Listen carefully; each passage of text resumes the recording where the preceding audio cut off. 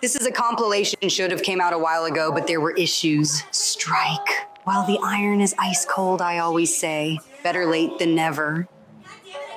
Greetings, our Tizen fam. Today we've got some wild news that's rocking the game development world, and we can't help but dive right into it. I'm not going to bore everyone with a lengthy, super detailed recap of stuff they've probably already heard, because most people probably understand the gist of it already, however. So here's the deal. Unity, that powerhouse of a game engine we all know and love, made some pretty controversial moves. If you haven't heard about it yet, crux of the issue, Unity is adjusting its fee structure, and it's got the whole gaming community buzzing. September 12th, they announced a new fee based on the number of times players install a game, in addition to the existing subscription fees and publisher cuts. It's a significant change that's causing quite an outrage, especially among indie developers. Now, you might be wondering, why all the fuss? Well, Unity's CEO, the infamous Darth, John Riccitiello, has become a lightning rod for criticism, even receiving death threats. Yikes. The situation got so intense that Unity even had to close down an office, which later turned out to be due to a staff member's death threats. He's also rumored to be the one behind loot boxes in FIFA, and was referenced with a video game counterpart in Suda51's No More Hero. If you're not familiar with Unity, it's a game engine that goes toe-to-toe with Unreal Engine. It boasts millions of users and has been the birthplace of many beloved games. So when Unity decided to charge developers per install with retroactive terms of service changes, its monetization scheme will have a severe negative impact on a great deal of projects going further. They sneakily pulled down their own transparency, GitHub repo tracking changes like this, and reversed a number of commitments from years prior about having the best interests of the community at heart. In essence, they destroyed the totality of their goodwill. All for what? Money. But this is big news. The announcement sparked outrage in the development community, with many claiming that the fee is unfair to users and that it could be abused by people installing and uninstalling games to rack up fees for the developer. Some studios are considering porting their games to other engines such as Unreal, whereas others, like the developers of Cult of the Lamb developer Massive Monster, plan to pull their games from the market before the new year. This brings us to the Unreal Engine part of the story. Licensing in games has some serious implications, and Unity's move is making developers think twice about releasing demos or DRM-free games, as they could all trigger install counts and royalties. Now, let's compare this to platforms like Steam, where you pay a flat 30% of your game's revenue to the platform. But here's the twist. If you publish on the Epic Game Store, you don't pay royalties because they host your game. And if you use Unreal Engine and release elsewhere, you only pay 5% royalties after hitting the $1 million mark. They also have a program where you can release your game on the Epic Game Store, and they will give you 100% of the revenue generated on that game for the first 6 months. And if 2 games make $600K, as long as you notify Epic, when you collect money or shipping, you pay nothing. Epic Games also sweetens the deal with free asset packs and tons of other freebies like Pixel to use for your games, making their charges currently predictable and easy to plan around, unlike Unity's rather unpredictable model. The heart of the issue here isn't just about moolah, it's about Unity's sudden change in business model without consulting the developer community. The fear reinstalling games, not being per purchase, potential malicious code, piracy, all these concerns arise from Unity's switch to a per install model. And tracking it all could be a massive challenge. Even with Unreal's 10-cent involvement rubbing people the wrong way, people are still tempted. So while Unity is trying to clarify its policy, the gaming world is exploring other options. Some developers are eyeing Unreal, Godot, Armory 3D,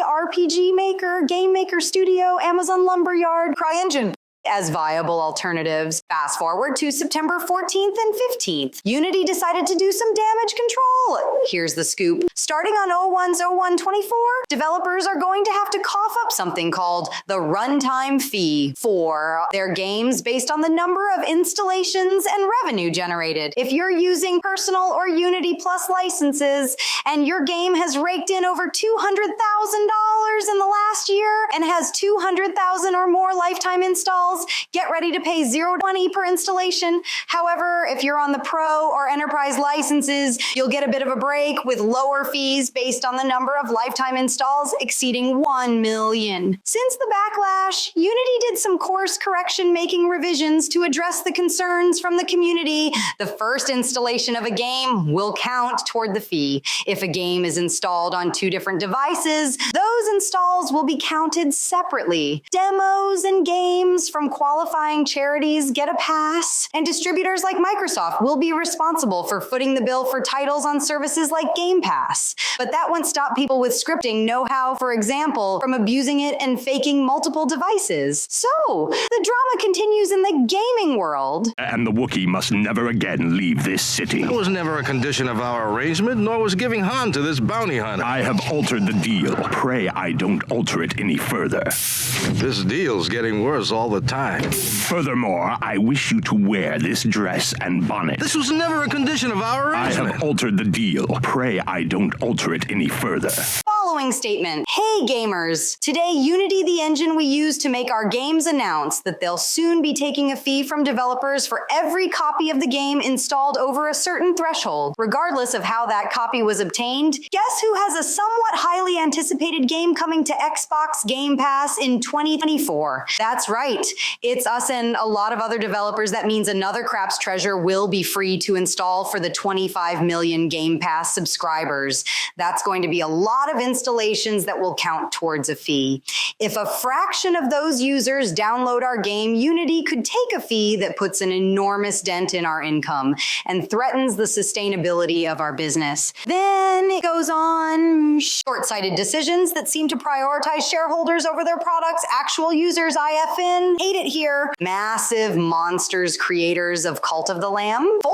Those who don't know, Cult of the Lamb is made in Unity. Unity is introducing a runtime fee that's based on game installs. Our team specializes in Unity games. So what's the impact on us? Well, we have future projects in the pipeline that were initially planned to be developed in Unity. This change would result in significant delay since our team would need to acquire an entirely new skill set. Unity's recent decision to implement runtime fees may have far-reaching consequences, including potential delays in future game development, relearning new engines, even potential job losses. This move has also led to the removal of games and notable response from 21 developers who've turned off monetization for Unity ads until the policy is reversed.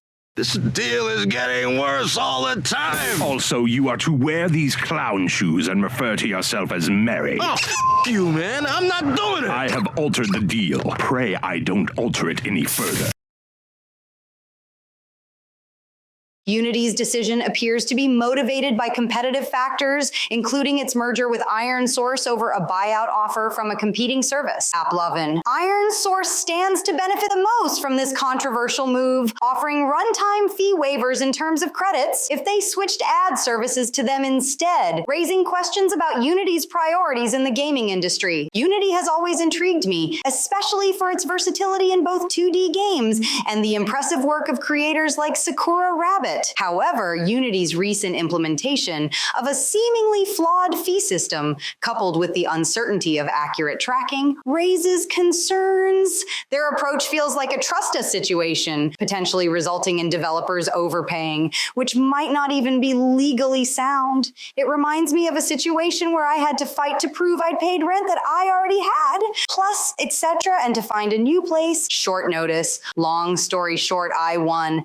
But I worry that developers might face similar challenges. Unity is starting to earn a bad rep for itself after laying off staff and merging with shady companies, as well as this new pricing model that hurts the least successful devs the most, which even tanked their stock, which, by the way, some investors sold stock just beforehand, insider trading much, staff members quitting. Big man thing, yeah? It's Not looking good, bruv. It's not looking good. All in all, Unity's decision is a game changer in the world of game development, and the industry is still trying to make sense of it all. Stay tuned for more updates, and remember to like, subscribe, and hit that bell for all the latest news in the world of art and game development. Tragedy that should have never happened. And to all those affected, I want to say, we are deeply sorry. We're sorry. Sorry. Sorry. Sorry. Sorry. As of 24th September, a significant update to its fee structure. If using the free Unity personal version and your revenue is below 200K, no fees.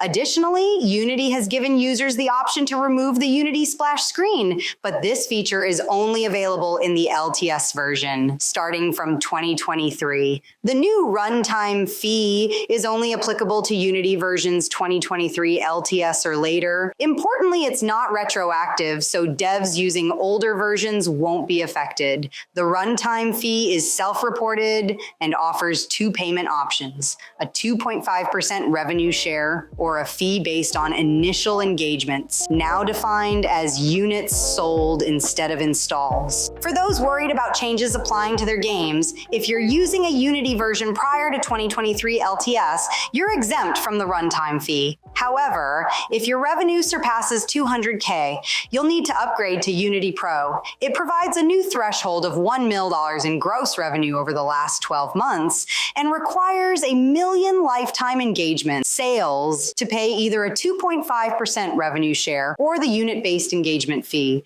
Initial engagements are no longer based on installs, but on the initial download, regardless of platform or whether it's a free download. Unity has provided a comprehensive resource page with details on these changes, pricing, FAQs, and even a runtime fee calculator. Was this all planned from the start? Who knows?